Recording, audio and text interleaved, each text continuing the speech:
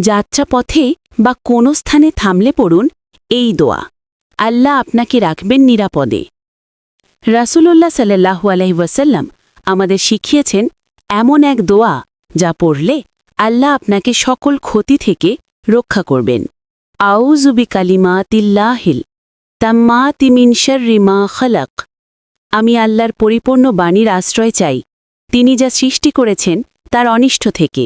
যেই কেউ এই দোয়া পড়বে সে যেখানেই থাকুক আল্লাহ তাকে রক্ষা করবেন যতক্ষণ না সে স্থান ত্যাগ করে।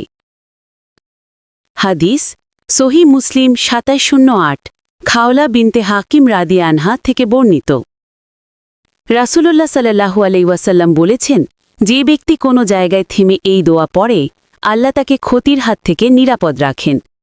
এই দোয়া শিখুন, পরিবারকে শেখান, নিরাপদে থাকুন আল্লাহর হেফাজতে। ভিডিওটি ভালো লাগলে লাইক করে চ্যানেলটি সাবস্ক্রাইব করুন।